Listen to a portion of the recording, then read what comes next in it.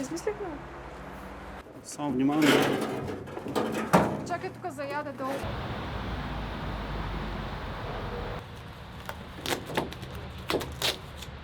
И отивам да купувам бус. Голяма дилема. Дали да го вземам или не. Сега осъзнах, че аз съм си купила бус, което е абсолютно лудост.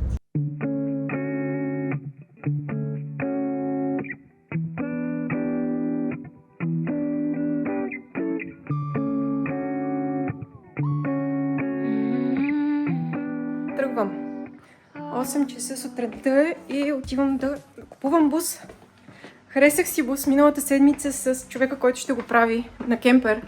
Евгений, ходихме да го гледаме и го харесахме. Доста е запазен, въпреки че е на много километри, е старичък.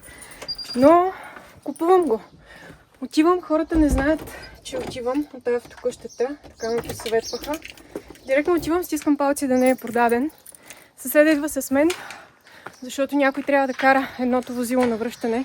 Може би ще се сменяме, ще видим кой какво ще кара. И така, потеглям. При буса съм. И не мога да реша дали да го взема или не, защото му светна лампичката на двигателя, която предния път, като го гледах, май не светеше. И се опитват да ме убедят, че причината е това, че му предстои смяна на масло, че отдавна не е сменяно. Но ние не вярваме, че е това. Иначе със съседа съм тук, който сега отиде да го покара и да види дали върви добре според него, дали ще му хареса. Но той много го хареса. Каза да го вземам, а пък ще видим какъв може да е проблема. Говоря по телефона с някакви други хора, които би трябвало да разбират от бусове. Голяма дилема. Дали да го вземам или не. Но мисля, че ще го взема. Доста ми хареса. Не съм спала една седмица да го мисля. Този бус. Един син Volkswagen Crafter автоматик. В Карлово съм. Тук има много бусове. Много. Всичко е, имам чувство, че половината град е пълен с бусове. Освен планината, която се вижда, всичко друго е бусове. Купувам буса. Плащам го. Това е. И ще видим. Син Volkswagen Crafter и ще го правим на кемпер вътре. Това първо предстои. Лятото сега, до есента трябва да е готов. И ще видим първото място, на което ще отида. Много е вълнуващо. Сега от Карлово, нали сме в Карлово? Да, абсолютно. В Карлово сме. Добре, от Карлово трябва да го закараме до Варна. Това е положението. И после го регистрирам в КАТ, което също ще го снимам и го правим. Излизам от банката, платих буса и отиваме. Вземаме номера, правим гражданска и към Варна. Имам си ван. Тук вътре ще става къща.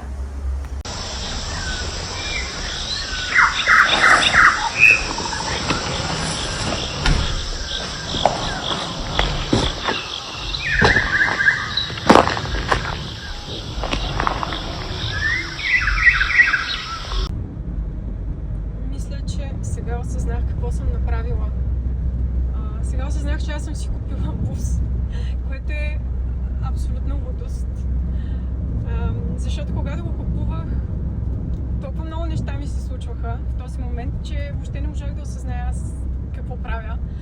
И сега дойде момента на осъзнаването. Да, аз имам бус, който трябва да се науча да карам. Тоест, той лесно се кара, той е като лека кола, даже и автоматик.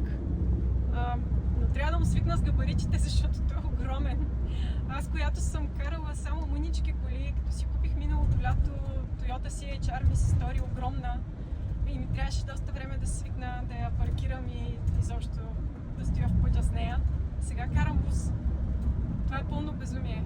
Бус, който ще става на къща, на кемпер, а пък аз през живота си дори не съм спала на палатка нито веднъж.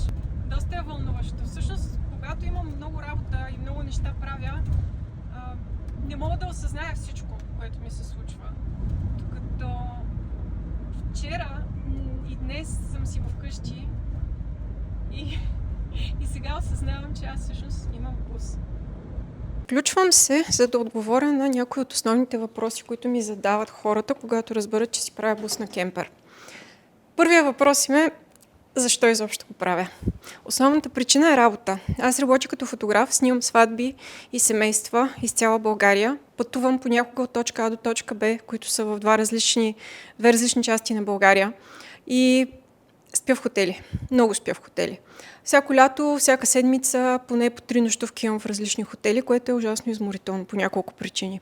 Първо, защото докато опаковаш и разопаковаш багаж в различна стая, докато се чекираш, докато свикнеш къде си, леглото е различно, възглавницата е различна, има косми в банята, дори в най-скъпите хотели.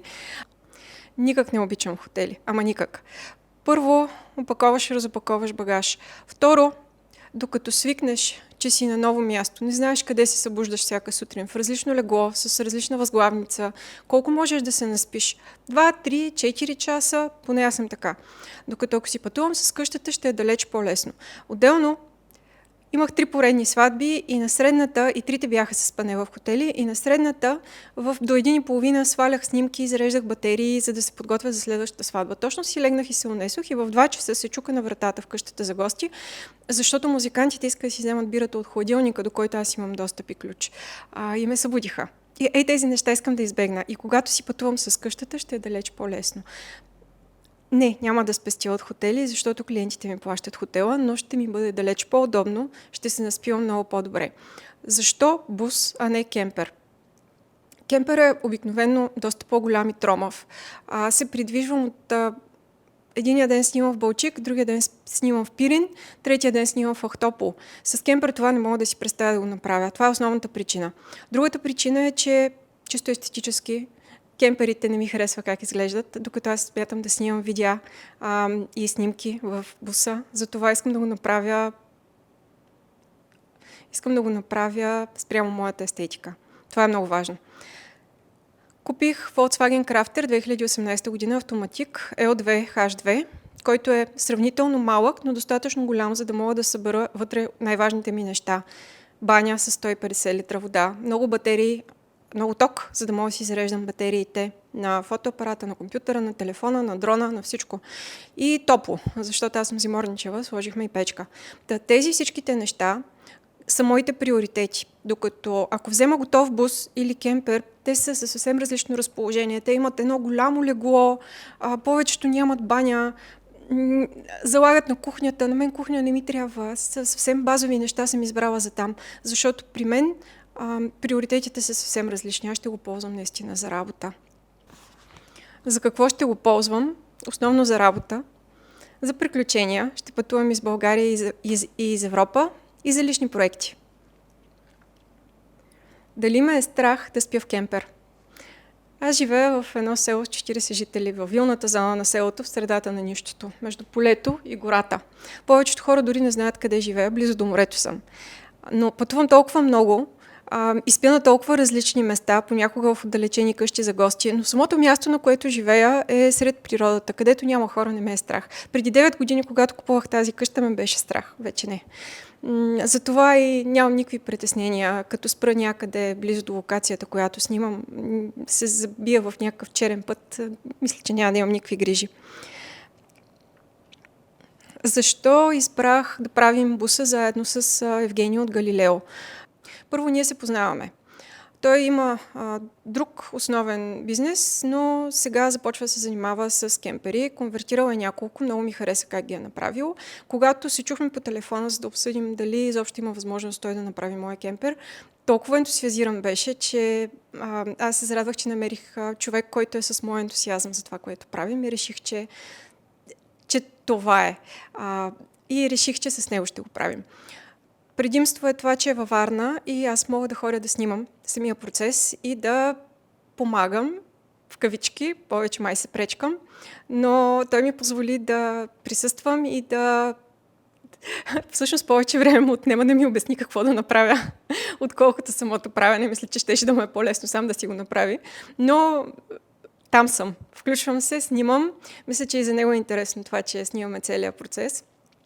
И отделно, когато му казвам какво искам и как го искам, не тръгва да ме убеждава, че това така не се прави, а тръгваме заедно да мислим вариант, в който това да го направим точно по начина, по който го искам, което за мен е много важно. Докъде сме в момента ще видите във видеото.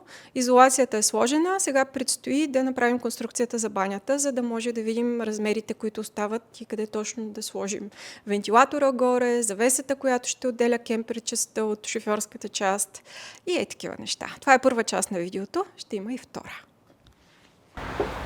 Леглото показахме 93. 93. Тук сме 60 см сме описали това. Той е огромен ще стане. Той ще става за спане, трябва да ти кажа. А тук в принцип някакъв шкаф, нещо говорихме ли да има? Той ще е шкаф самия диван долу. Това ли имаш предвид? Не, тук някаква висока част. Имах предвид, че Не. банята, тук ще имаме едни 5 см, ще изгубим 5-6. Окей, то това ви ще става много Тази голямо стена ще е пейка. двойна, за да можем да сложим смесителя. Тук 52-3. То зависи от смесителя всъщност. Не е смесителя от мивката.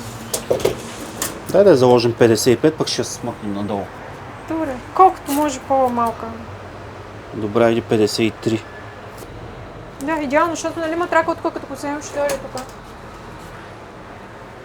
Въпросът е сега колко ще е дълга кухнята. Това исках да видим. Не, това е много по-скоро 1,20. 1,40 30. и 5. 30. 1,30 точно. Трябва да има място за люлката сега, сериозно е положение.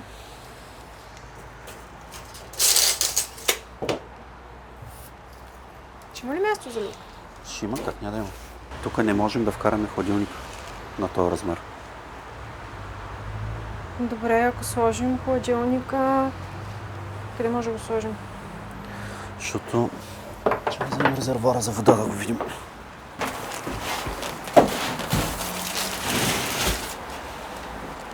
Но той трябва да е наобратно явно. Не, наобратно няма да е оферта. Как наобратно? Нямаш багажник тогава никакъв. Леглото колко ще е високо? Колкото го направиш. Ами, Може и да е височко. Хубаво е да е по-високо, за да Да, можем да, долу може да даже и до тук да идва, аз нямам против. Отиваме на моя размер. Много малко място ми остава за люлката. И крайният вариант е хладилника да е между седалките. Не. И без ти ми трябва поставка там, нещо ще се слагам. Това е крайният вариант. Ако тук не го сместиш, там отива. Няма, може да минаваш. Ще е няма. Ще мога да минавам, няма никакъв проблем. Аз така ли, че искам нещо там, толкова не е хладилник, в някакъв шкаф ще направим нещо. Защото това пространство просто остава празно. Аз ще го прескачам, Няма нямам да никакъв влезе там проблем. хладилника. Като Ники Делвентъл, тя Няма така да прескача. влезе хладилника там. Другото, което е, ако там ти е хладилника, като решим да правим въртящия механизъм за седалката, Да, той ще пречи. Добре. Ама ако е твоя размер кухнята. Ако е твоя размер Не, кухнята. този размер. Той е малко по-малък. Ето го. Добре. Всъщност всичкият ми багаж е в горните шкафове. Ами не, тук ще имаш достатъчно място. Да. Знаеш какъв вариант има също? Тук в дясно да сложим L-частта и да ти остане гаража. Ако тук ти е леглото, тая част да ти е гараж цялата. А тук да сложим всички системи. ВК, L, Предпочитам тук да е Ела. там ще можеш да се отваряш, защото тук нямаме много място. Ще искаме да добавим втори акумулатор. Тук със сигурност 2 акумулатора не може да сложим. Добре. Значи трябва да спилнат акумулаторите. Това не е проблем, с което притеснява. Главата ми на къде ще да? Тук мисля, че говорихме. На там. Точно над акумулаторите. Хубаво, връщаме системата тогава. По-добре да е над водата. ВК-то слагаме Добре. тук тоците. Добре.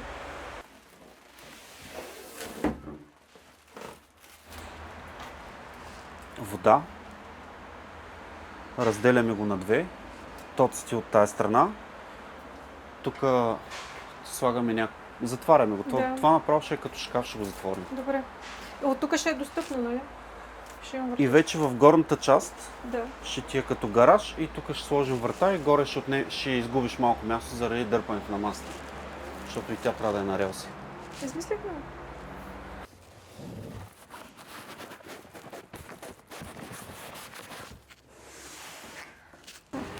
Най-важната част кемпера.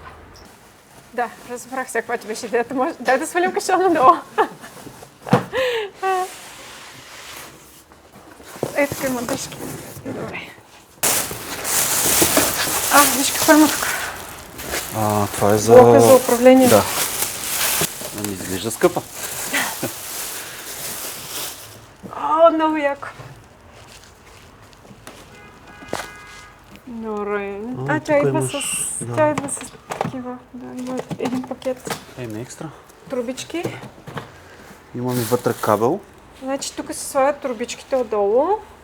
И има копче на контролера, което се натиска и трубичката прави джжжт.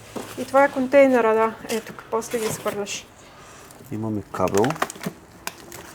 Имаме опътване, ние сме майстори, няма да го четем. Има в YouTube клипчета. Не бе го мъчиш за да го чупим. Тя се върти? Да. Това е яко. Добре. И ще е на релсичка, нали? Ще прави джут-джут. Такъв е плана. Добре. Ще видим. Нещо каза, че няма да може да ползваме или... Сифона ще видим дали ще може да го ползваме, защото като гледаме с доста дебела тръба. Искаш ли аз да режа? Какво е? Трябва да можем.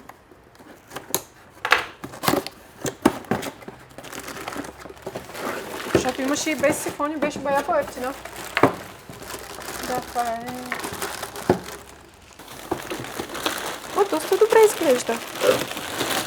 Единствено размера не ми изглежда добре. 45 на 50. Големичка? Големичка? И как бе? Той е плота, нали е 50? Да, ще съберем, ама... Съберем? Нали, супер е. Идеална е за... Да си измиеш чашите от чая. Да, и от яйцата тигана. Добре. Ето. Супер.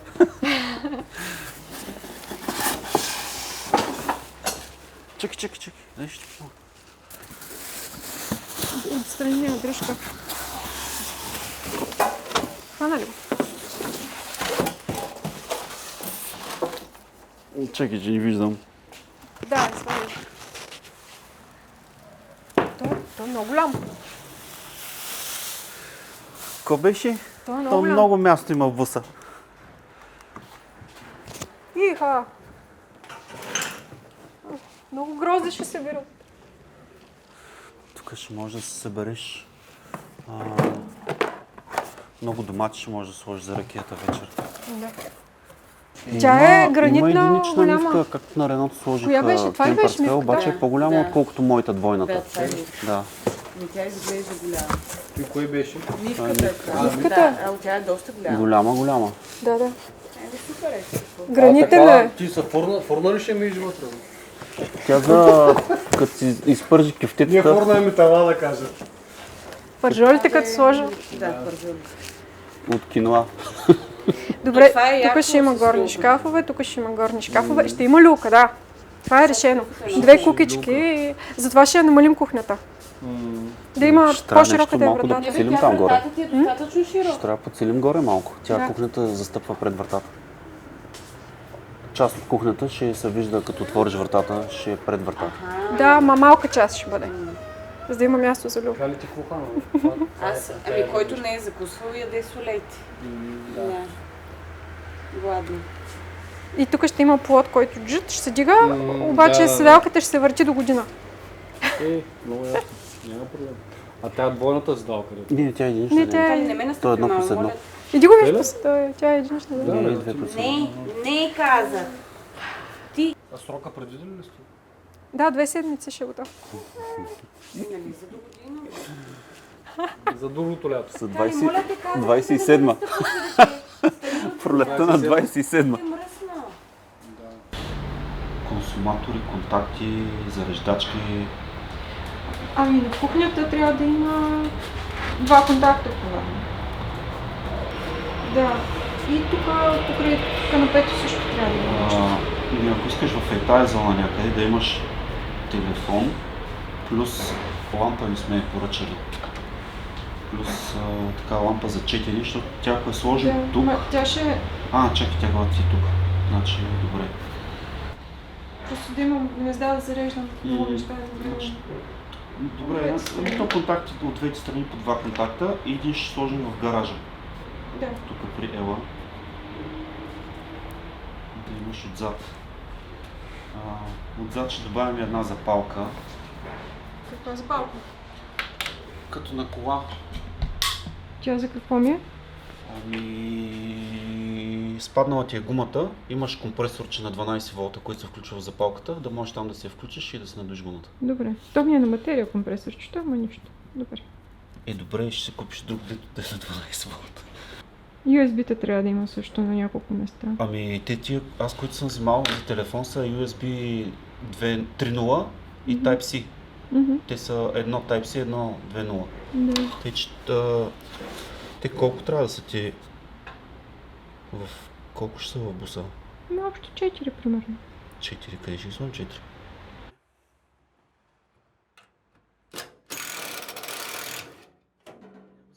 И вентилерата вземи. Не погледна отвътре нищо, обаче дали не се държи за нея. Не се държи. Да подхвана ли от някъде? Чакай да видя къде влези. Чакай, да не те прескрипя. Аз се държа от този край, ако искаш я хвани от другия. Само внимание. Чакай тук заяде долу.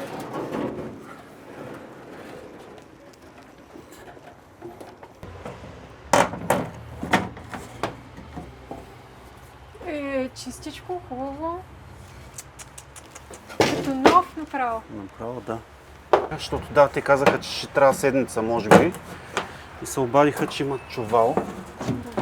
И половина и го поръчахме, трябва тия дни да е тук. Ох, нямам търпение. Много хубаво ще стане. Този бус определено някой с отношение си го е поръчвал. Където видях вече малко. Да.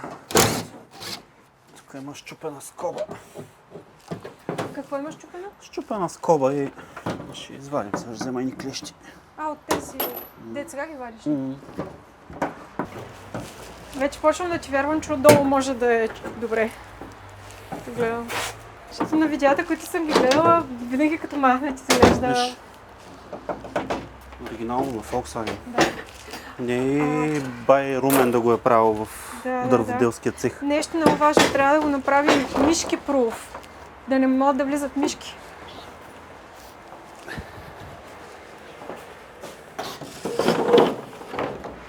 Поне малки. Такива малки. Ако са розови. Защото голям проблем е явно това, много се оплакват. Или е залепено. Това е залепено. Значи няма може да го ползваме, ще трябва да го разпръчетосаме. Не, ще се опитаме да го свалим цялото. Без да го чупим. Я виж предната част. Да, виждам го, тук е залепено.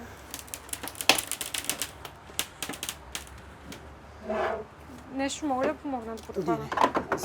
Да съм нежен, защото да не го щупим.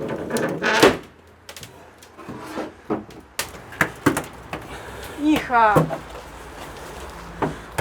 Няма ръжда, нали? Не. Добре! Аз като съм гледала по разни видеа и тук е пълно с ръжда, навсякъде много страшно.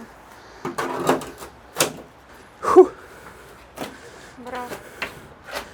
То даже тук виж какви уплътнения. Да. Макар че най-вероятно ще ги махнем тях. А те го продават така и те са си слагали тези Това е допълнително неща, поръчвано, да. Иначе нали ги видяла в Fiat? Да. Всичко е на ламарина. Да. Но може да разкажа всъщност как купихме буса. Какво да разкажа? Че първо ходихме... Първо един месец от сутрин до вечер гледахме обяви. Да, добре, гледахме обяви от сутрин до вечер. Харесахме 2 обяви. И какво се оказа, че 50% от бусовите са в Карлово, другата половина, или не 50, ами там примерно някакъв голям процент са в Карлово, другата половина в Харманли. Харесахме няколко буса в Карлово. И запалихме колата и отидохме в Карлово. Да. Първото място, в което попаднахме, беше гората от бусове. Казваш, поле. Първите набелязани бусове, които ни харесаха, бяха в едно поле от бусове. Търсихме крафтер, автоматик. Не, ние гледахме и за Дукато. И за Дукато гледахме. Да, но това Дукато беше супер зле, което го гледахме. А на снимките беше На най-хубаво. снимките беше чудесно, обаче на живо беше като гробница направо вътре. И мръсно, и намачкано, и тъмно, и ужасно беше. Зачивам батките там. Те Те даже, изглеждаха страшни вътре с скъпите коли, а пък отвън те буса. даже не знаеха какви бусове имат. Не можеха да си ги намерят. Да. А другото място с многото бусове, където бяха много намазани, с сменени пицери, волани и всичко им беше супер излъскано. То беше, ние на две май ходихме. На две. 3 ходихме. На онова, с където гледахме само Докатото. След това отидохме гората от бусове и най-накрая отидохме при този, който взехме. Да. А там с гората от бусове, намазаните, дето харесахме този крафтер. Един бял крафтер имаше. Да, ама той беше с две врати от Две двете плъзгащи страни, врати. две плъзгащи врати. Затова решихме да не го вземем. И цената му беше по-висока. Да. Май. И после попаднахме в тази малка семейна автокъща, в която също взехме крафтера. Малка, пак не беше толкова малка. А в сравнение с гората от Сравнение бусове, с гората. ти помниш ли, че той човека 15 минути тогава търси един бус и обикаля из, Точно не знаят какво имат. измежду бусовете, да. И там в малката, като отидохме, ми се сториха най-нормални. Ами те хората просто изглеждаха нормално. Да. Семейен бизнес, Войчето, Чичото и всъщност сина, от който в последствие взех буса. Те бяха много адекватни и така, начина по който даже малко се престараваха. Те насякъде. Да, те са на крайни стили, много те ухажват. Или пък Не че обръщаш не внимание. обръщат изобщо, внимание, както бяха уния в гората от бусове. Да, той беше гладен човека и искаше да си ходим, защото... Еми, И той беше гладен, не само ти. аз тогава още не бях. Добре, и всъщност тогава харесахме този бус. Те бяха два такива. Еднакви, да. И всички бусове там са на 202 000 км. Между 202 и 222. Да, всички. Толкова си ги карали германците. Да. В Германия по закон е забранено. Караш ги до 200 000 км, оттам нататък пускаш обялата, имаш право още 22 000 да го караш, докато го продадеш. Точно така и някой българин трябва да го купи и да го закара в Карлово или Харманли. Задължително. Да, обаче като отиваш там, буса, който е обявен на 202 000 км, се оказва, че е на 300. В добрия случай. Както моя. Да. Да, те и двата бяха на 200. И двата бяха обявени на 200, ама реално този беше на 300, който взехме. И го харесвам, защото беше много запазен всякъде. И не беше толкова излъскан. Нали, беше измит, обаче не беше претапициран и супер така. Двата бяха така, но Да. като цяло те не препоръчаха това. Да, и той видимо беше доста по-запазен. Да, другия имаше май тук там е чукнато, Да. различки. Защото ние тогава отидохме, го видяхме и аз една седмица по-късно тръгнах да го купувам. Да, и междувременно го пуснахме да го проверят в Volkswagen по шаси, дали има някаква история. Това можем ли да го кажем? И защо не можем? Добре. Проверихме го в Volkswagen, излезе на сравнително реални километри. На база, как е поддържан. И вече това нахули везната Да го вземем, да. И решихме да го купувам и аз тръгнах с съседа всъщност, защото той трябваше да кара колата наобратно. Обаче като отидох там, светна лампичката на двигателя на буса. Ами тя е първия път светна. Аз не я забелязах. Тогава, нали, чистиха грешки. Не. Втория път. Да. И тогава ги помолих да закачат буса на компютъра. И те го закачиха и ми казаха какви били грешките, показаха ми и аз докато извадя телефона за да ги снимам, те ги изтриха. Малка семейна автокъща. Малка семейна автокъща, да. Но в крайна сметка реших да рискувам и го взех. Търсихме контакт на някакви майстори, звъняхме да питаме за тези грешки, какви са, дали са проблемни, дали могат да се оправят. Беше голям стрес и аз седях и се чудих дали да го купя или не. В крайна сметка реших да го купя. И после тук търсихме майстор, който да го подхване. Който струваше още една солидна сума пари, защото се оказа, че не само масло, филтри, такива неща трябва да се сменят, ами трябваше и накръжки, някакви други дребни неща излязоха. И то си станаха пак едни 5-6 хиляди лева, дето отидоха после. И сега още има. Дава грешка на скоростната кутия, която също трябва да открием къде е. Ние ще го направим толкова хубав, че няма да искам въобще да се разделям с него. Дали ще успеем да го направим хубаво? Как няма да успеем? Представяш пък да не се получи, да стане най-смотания. Кой ще е виновен тогава? Ти си сигурно, защото помагаш. Нали? оказа се, че аз съм си надхвърлила лимита на дневните транзакции, трябваше да звъня до банката, трябваше да отидам до клонна банка, някакви супер схеми бяха.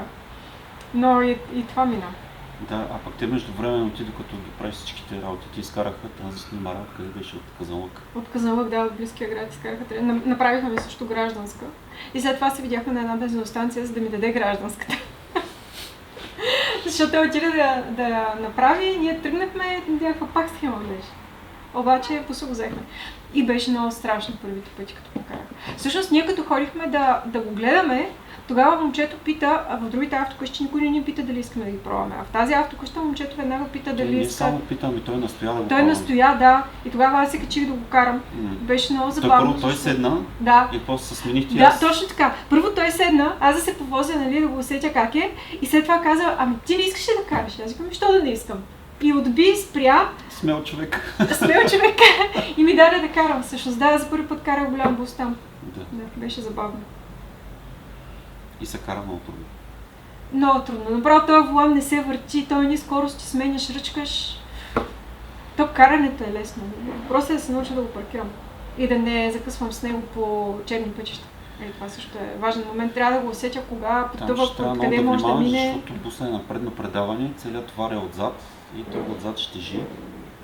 И пред тогава олеква и става Да. още по-лесно да пробуксува някъде.